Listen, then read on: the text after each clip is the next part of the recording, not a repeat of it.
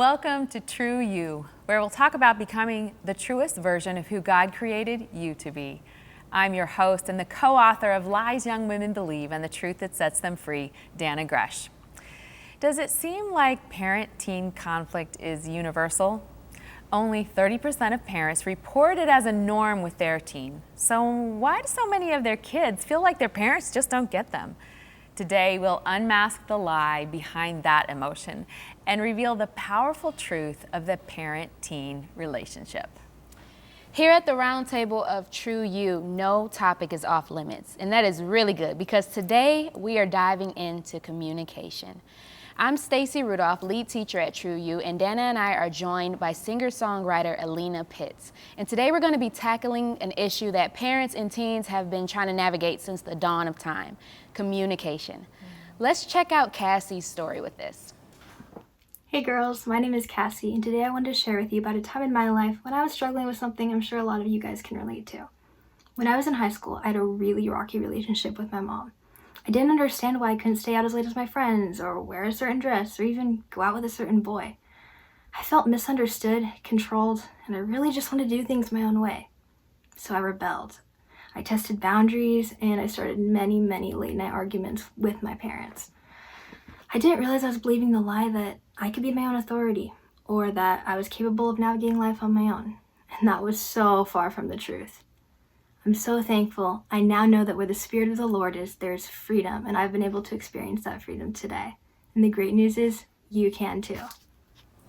Okay, have you guys ever had conflict with your parents? Pretend they're not listening. No, for real though. As soon as you said it, I was like, oh no, my mom's gonna watch this. I think definitely just, you're at two different stages of life. Like your mind is in two different places, so it's inevitable. And I think my mom and I just had kind of trouble. I wanted to just be a little freer than she would let me be. And I'm the baby, so it's like kind of always just had her hand on me, which is good, but at the same time, I wanted to kind of break free a little more. Yeah, so you felt that tension. Yeah. You? For me, my mom and I always we're very similar, so we were very close. So it wasn't that hard for me to like get along with her, but I think we were both very feisty. So like if you got one of us like started on something, we would just go at it. But she was a peacemaker, I'm not, so she would usually end it. But I think more towards the end when she passed away, me and my dad just started to really butt heads, which we're both very intense. And so it was hard for us to like know when to just stop, like when to just chill out. And so during grief, when we were both grieving in ways that didn't look like how the other was grieving, there was a lot of like disagreement and why are you doing this? Why are you doing this? So yeah, me and my dad had a rocky relationship. Well, what if I told you that rocky is good news?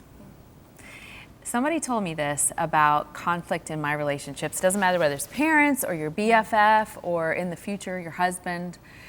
Conflict is proof of connection. Wow.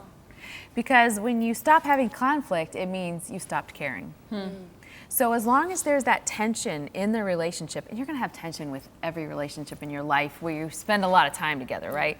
But as long as that tension's there, it's proof that you care.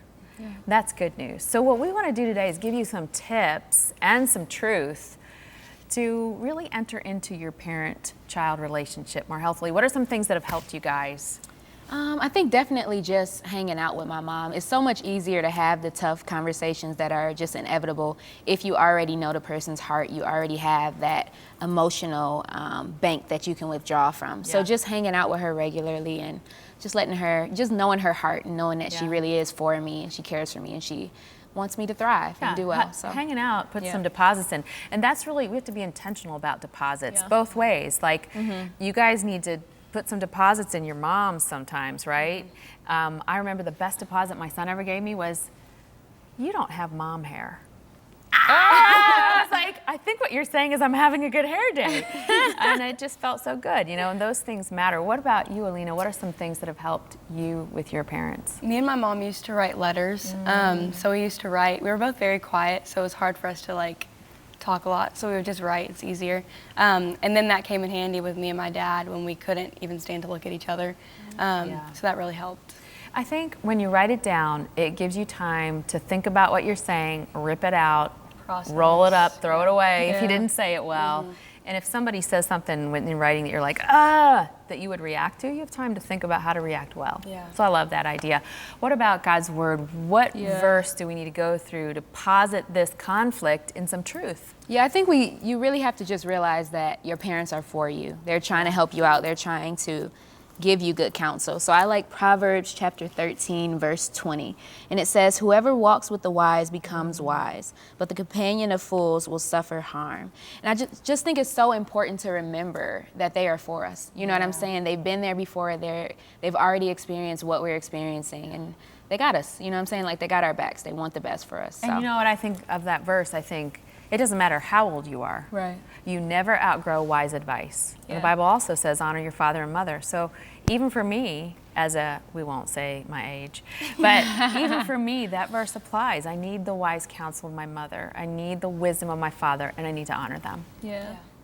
So we want to encourage you guys, don't give up on your relationship. We hope that the suggestions we were able to give you hope, and that you guys hang out together. Maybe you write some letters and just keep the lines of communication open.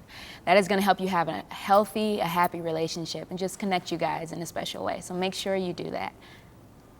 If you've enjoyed today's conversation, we want to invite you to join us online for a deeper discussion at liesyoungwomenbelieve.com. We would also love for you to send us your 1-minute video freedom story. Get all the details on our website. Thanks so much for joining us today. Till next time.